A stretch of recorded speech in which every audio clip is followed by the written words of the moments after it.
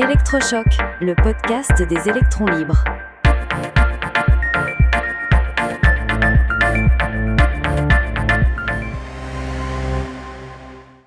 La sieste à plusieurs centaines de millions des réacteurs d'EDF.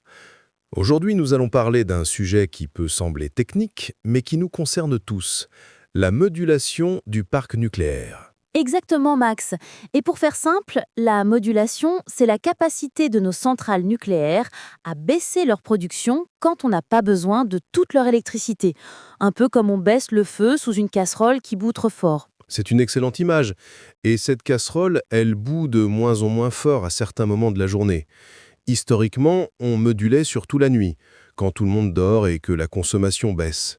C'était une routine bien ennuyée. Mais le paysage a changé.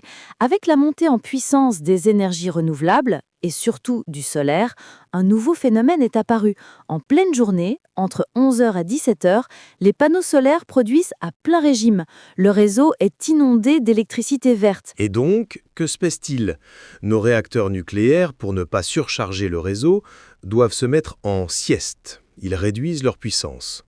Cette modulation, qui était autrefois une simple routine nocturne, devient de plus en plus fréquente et importante. Pour donner un ordre de grandeur, on est passé de 13 TWh modulés en 2010 à plus de 30 aujourd'hui et on pourrait dépasser les 40 TWh dans les années à venir. C'est énorme. C'est l'équivalent de la consommation annuelle d'un pays comme la Belgique. Et c'est là que ça devient intéressant. EDF a sorti un rapport très détaillé sur le sujet.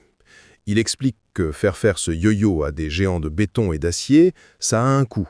C'est logique, ça use un peu plus vite certains composants, comme les turbines ou les alternateurs. Oui, le rapport chiffre ce surcoût de maintenance à plusieurs centaines de millions d'euros par an. Il faut aussi réorganiser les plannings des équipes. C'est un vrai défi industriel. Et le rapport est très clair sur un point essentiel. Tout cela se fait sans jamais compromettre la sûreté. C'est la priorité absolue. C'est la première vertu de ce rapport. Il est rigoureux sur le plan technique et sur la sûreté. Mais en le lisant, on a l'impression que cette modulation est uniquement un problème, un coût que le nucléaire paie à cause des renouvelables. Et c'est là qu'il manque une partie de l'histoire, une partie cruciale même. Le rapport ressemble un peu à un bilan comptable où on aurait oublié d'inscrire la colonne des recettes. Explique-nous ça, Céleste. Comment cette modulation peut-elle générer des recettes ? C'est assez simple en fait. EDF ne vend pas toute son électricité nucléaire à la minute. La grande majorité est vendue bien à l'avance, sur les marchés à terme, à un prix fixé des mois, voire des années avant. EDF s'engage donc à livrer une certaine quantité d'électricité à un prix convenu. D'accord. Et donc, quand un réacteur doit baisser sa production un mardi à 14h parce qu'il y a beaucoup de soleil, l'engagement de livraison, lui, n'a pas disparu. Pour l'honorer, EDF doit fournir l'électricité promise.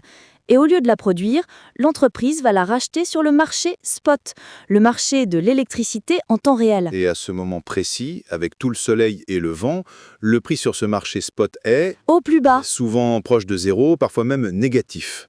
EDF a donc vendu son électricité à l'avance à un prix X et la rachète au dernier moment à un prix Y très inférieur. La différence entre les deux, c'est un gain, une marge nette. Et sur des décennies térawattheures, ce gain peut représenter Potentiellement plusieurs centaines de millions d'euros. C'est du même ordre de grandeur que les coûts de maintenance évoqués. Et cette recette, ce gain d'arbitrage, est totalement absent du rapport. C'est fascinant. On a donc une vision partielle de la situation. On nous présente la modulation comme une contrainte coûteuse alors qu'elle est aussi une opportunité économique. C'est de l'optimisation intelligente du système. Exactement. Attention, il ne s'agit pas de dire que tout est rose, les coûts industriels sont réels. Mais pour avoir un débat sain, il faut mettre tous les chiffres sur la table, les coûts et les gains. Sinon, on tombe dans une caricature où le nucléaire serait la victime des renouvelables, alors que la réalité est bien plus nuancée. Ce qui mène à une conclusion politique un peu trop simple. Freinons les renouvelables pour protéger notre nucléaire.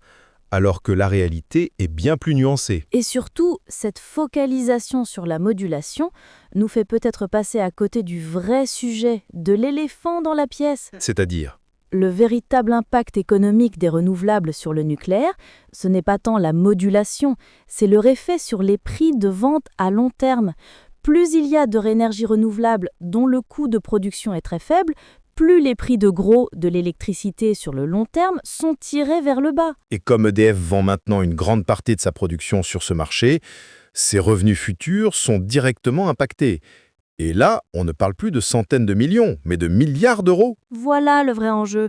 Comment garantir au parc nucléaire, qui est le socle de notre système, la visibilité et la sécurité financière dont il a besoin pour investir et continuer à produire une électricité compétitive pour nous tous, particuliers et industriels? C'est une excellente nouvelle en fait. Cela montre que notre système électrique est plus résilient et flexible qu'on ne le pense. Le nucléaire et les renouvelables peuvent travailler ensemble de manière optimisée. Absolument. Il faut sortir de cette opposition stérile. Le nucléaire est l'allié des renouvelables et inversement. La vraie question est de mettre en place un cadre, peut-être un prix garanti sur le long terme, qui sécurise notre parc historique pour qu'il puisse continuer à jouer son rôle tout en nous permettant de débattre sereinement des vrais sujets.